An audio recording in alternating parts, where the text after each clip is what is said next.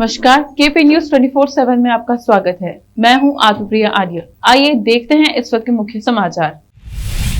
कर्नाटक में विधान परिषद चुनाव के लिए भाजपा ने घोषित किए उम्मीदवार। पूर्व मुख्यमंत्री बीएस येदियुरप्पा के बेटे को नहीं मिला टिकट। कर्नाटक के कांग्रेस नेता सिद्धरामैया ने प्रतिबंध पर दिया बयान। कहा, मैं हिंदू हूं, जब मन करेगा बीफ खाऊंगा। आप पूछने वाले कौन? कुतुब मीनार मामले में सुनवाई पूरी। पूजा की अर्जी पर 9 जून को आएगा फैसला। भारत को बोलने की अनुमति देने वाली संस्थाओं पर हो रहे हैं सुनियोजित हमले। कैम्ब्रिज विश्वविद्यालय में बोले राहुल गांधी। उपराज्यपाल मनोज सिन्हा के सामने प्रदर्शन पर अड़े कश्मीरी पंडित, बोले सुरक्षा के बिना नहीं करेंगे काम। श्रीलंका ने ईंधन खरीद के लिए भारत से $50 करोड़ का कर्ज मांगा।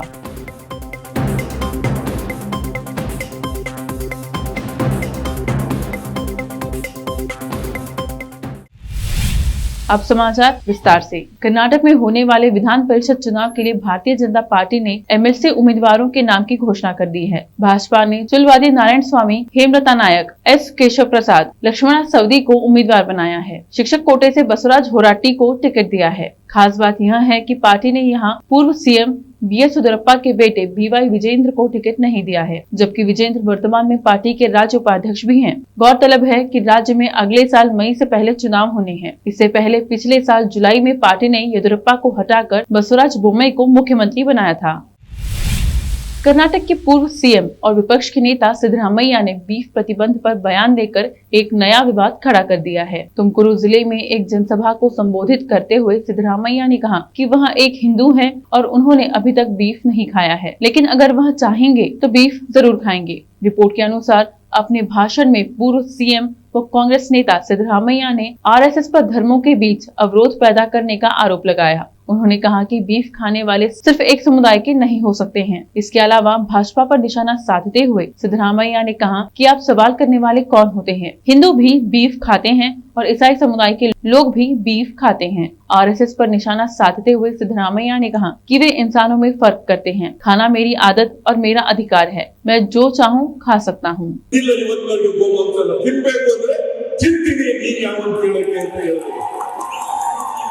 Food habit, it is my right.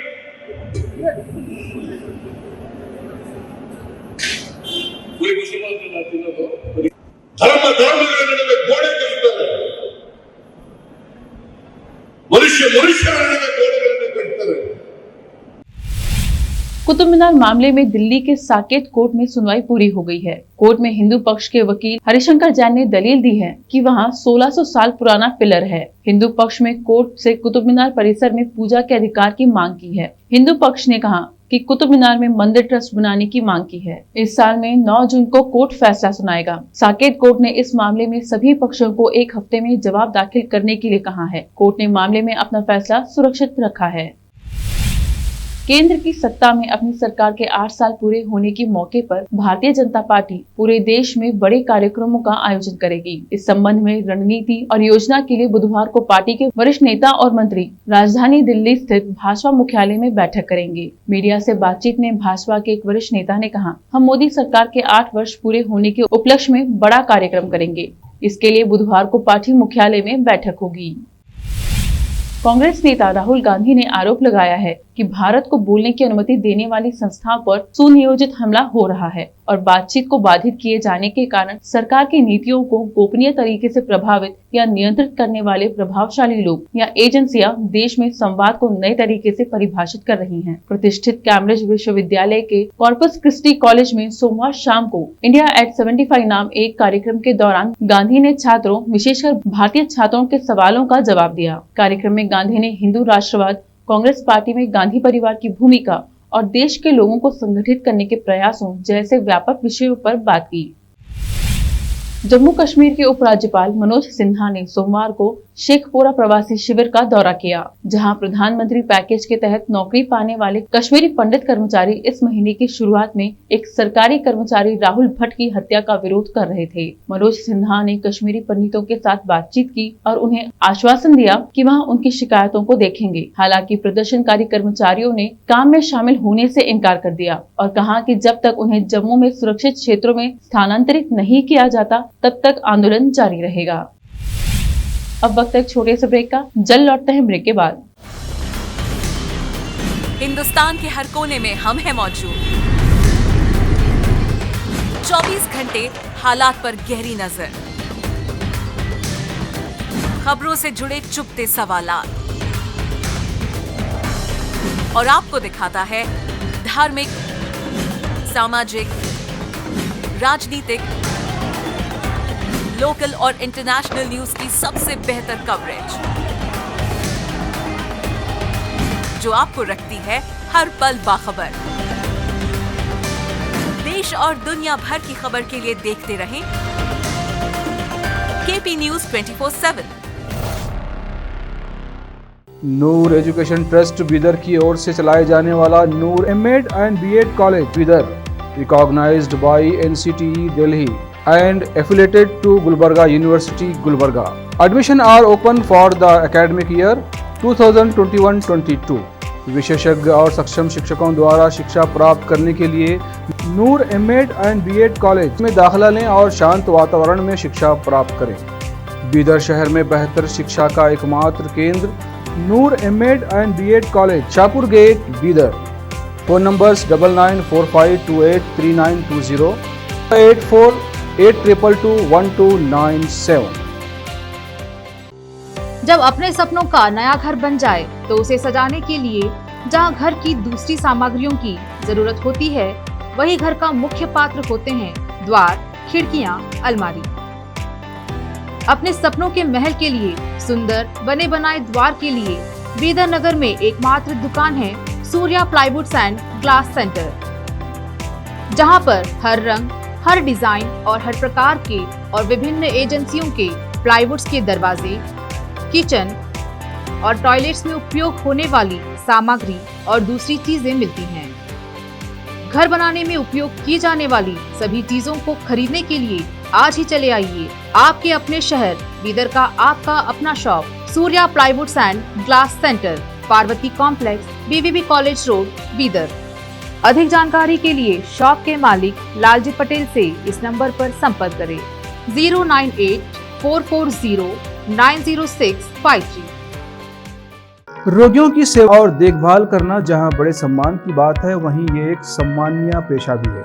इस पेशे को अपनाने वालों को नर्स कहा जाता है और इसका प्रशिक्षण लेने को नर्सिंग कहते हैं। इस नर्सिंग कोर्स की शिक्षा लेने के लिए सुखद वातावरण और अच्छे प्रशिक्षण केंद्र की आवश्यकता होती है। नर्सिंग कोर्स की शिक्षा देने वाला बीदर में एकमात्र केंद्र है श्री नानक झिर्रा साहेब फाउंडेशन बीदर की ओर से चलाए जाने वाला Shri Nanak Jhirra Saheb college of nursing, affiliated to Rajiv Gandhi university of health science Karnataka, जहां पर विशाल क्लासरूम, बेहतर प्रयोगशाला, कम्युनिटी लैब, न्यूट्रिशन लैब, विशाल और सुखद वातावरण में नर्सिंग की शिक्षा देने की सुविधा, विशाल और सुंदर कॉन्फ्रेंस हॉल, हवादार और बड़ी सी लाइब्रेरी के साथ साथ सभी प्रकार की उपयोग की जाने वाली सामग्री के साथ एनाटॉमी लैब और एडमिनिस्ट्रेशन ऑफिस उपलब्ध है। Vice chairperson Mrs Reshma Kaur की देखरेख में चलाए जाने वाला और प्रिंसिपल मिस्टर महांतेश की निगरानी में बेहतर नर्सिंग ट्रेनिंग का एकमात्र केंद्र Shri Nanak Jhirra Saheb college of nursing, near Nehru stadium, Bidar. Admission are open for the academic year 2021-22. Phone number 08483228272। अगर आप हज या उम्रा करना चाहते हैं तो आपको कहीं जाने की जरूरत नहीं है। हैदराबाद ही नहीं बल्कि तेलंगाना, आंध्र प्रदेश, कर्नाटक के हज यात्रियों की पहली पसंद खुबा टूर्स एंड ट्रैवल्स पर आइए।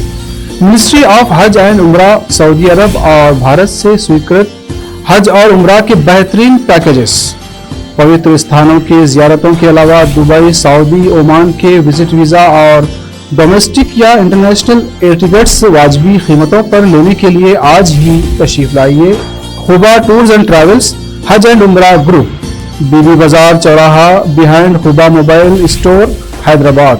फोन नंबर्स 04024565786, 9700786786 या फिर 9866768786 पर संपर्क करें। याद रखिए, खुबा टूर्स एंड ट्रैवल्स, हज एंड उम्रा ग्रुप, हैदराबाद। ब्रेक के बाद आपका स्वागत है। आइए देखें अन्य समाचार। साल 2024 में होने वाले लोकसभा चुनाव के लिए कांग्रेस पार्टी ने अभी से तैयारियां शुरू कर दी हैं और इसको लेकर पार्टी ने एक टास्क फोर्स का गठन भी किया है। बताया जा रहा है कि कांग्रेस की अंतरिम अध्यक्ष सोनिया गांधी ने पार्टी के प्रमुख मुद्दों पर सलाह देने के लिए टास्क फोर्स का गठन किया है, जिसमें प्रियंका गांधी को शामिल किया गया है। कांग्रेस ने उदयपुर चिंतन शिविर में किए गए फैसलों के क्रियान्वयन के मकसद से मंगलवार को 8 सदस्यीय टास्क फोर्स 2024 का गठन किया। साथ ही पार्टी अध्यक्ष सोनिया गांधी के नेतृत्व में राजनीतिक मामलों का समूह भी गठित किया गया। केरल के लप्पुझा में हुई पॉपुलर फ्रंट ऑफ इंडिया की रैली में हिंदुओं और ईसाइयों की मौत के विवादास्पद नारे लगाए जाने का मामला सामने आया है। नारेबाजी का वीडियो वायरल होने के बाद पुलिस ने सोमवार को मामले में केस दर्ज कर लिया है। वहीं पीएफआई ने नारेबाजी की घटना से पल्ला झाड़ लिया है। पुलिस के एक अधिकारी के मुताबिक कार्यक्रम के आयोजकों के खिलाफ आईपीसी की धारा 153A के तहत केस दर्ज किया गया है। उन लोगों के समूह के खिलाफ भी मामला दर्ज किया गया है जिनके साथ लड़का रैली में शामिल होने आया था। सरकार ने जम्मू कश्मीर पुलिस पदकों को लेकर एक बड़ी घोषणा की। सरकार ने वीरता और सेवा के लिए दिए जाने वाले इन पदकों से शेख अब्दुल्ला की तस्वीर को हटाने का फैसला किया है। अब इस पर राष्ट्रीय प्रतीक चिन्ह अशोक स्तंभ लगाया जाएगा। अब्दुल्ला नेशनल कॉन्फ्रेंस के संस्थापक और पूर्व मुख्यमंत्री थे। पदकों पर अशोक स्तंभ के चिन्ह लगाने के बाबत गृह विभाग से आदेश जारी किए गए हैं। इससे पहले सरकार ने शेर कश्मीर पुलिस पदक का नाम बदलकर जम्मू कश्मीर पुलिस पदक कर दिया था। सरकार के इस फैसले को राजनीति से भी जोड़कर देखा जा रहा है। प्रोड्यूसर आलिया भट्ट, गौरी खान और गौरव वर्मा की फिल्म डार्लिंग्स नेटफ्लिक्स पर रिलीज होने के लिए तैयार है। फिल्म को जसमीत के रीन ने डायरेक्ट किया है, जबकि इसमें लीड रोल में आलिया भट्ट, शेफाली शाह, विजय वर्मा और रोशन मैथ्यू नजर आएंगे। फिल्म का संगीत भी काफी दिलचस्प रहने वाला है, क्योंकि इसमें विशाल भारद्वाज का संगीत होगा और गुलजार के गीत। डार्लिंग्स के साथ बतौर निर्माता शुरुआत करने वाली आलिया भट्ट ने कहा, डार्लिंग्स मेरे दिल में एक बहुत ही खास जगह रखती है। यह निर्माता के रूप में मेरी पहली फिल्म है और वह भी रेड चिलीज के साथ। जिस तरह फिल्म ने शेप ली है उसे लेकर हमें बहुत गर्व और खुशी है। हमें उम्मीद है कि यह दुनिया भर के दर्शकों का मनोरंजन करेगी और उन्हें जोड़ेगी।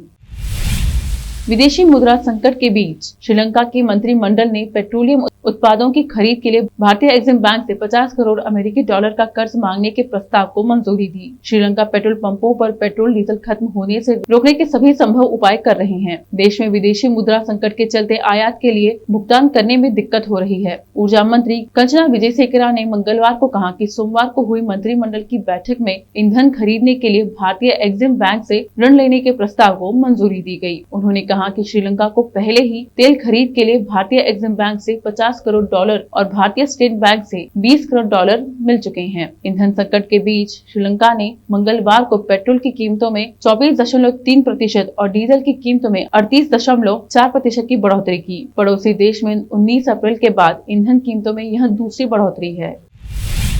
आखिर में फिर एक बार देखते हैं मुख्य समाचार। कर्नाटक में विधान परिषद चुनाव के लिए भाजपा ने घोषित किए उम्मीदवार। पूर्व मुख्यमंत्री बीएस येदियुरप्पा के बेटे को नहीं मिला टिकट। कर्नाटक के कांग्रेस नेता सिद्धरामैया ने प्रतिबंध पर दिया बयान। कहा, मैं हिंदू हूँ, जब मन करेगा बीफ खाऊंगा, आप पूछने वाले कौन। कुतुब मीनार मामले में सुनवाई पूरी। पूजा की अर्जी पर 9 जून को आएगा फैसला। भारत को बोलने की अनुमति देने वाली संस्थाओं पर हो रहे हैं सुनियोजित हमले। कैम्ब्रिज विश्वविद्यालय में बोले राहुल गांधी। उपराज्यपाल मनोज सिन्हा के सामने प्रदर्शन पर अड़े कश्मीरी पंडित, बोले सुरक्षा के बिना नहीं करेंगे काम। श्रीलंका ने ईंधन खरीद के लिए भारत से 50 करोड़ डॉलर का कर्ज मांगा।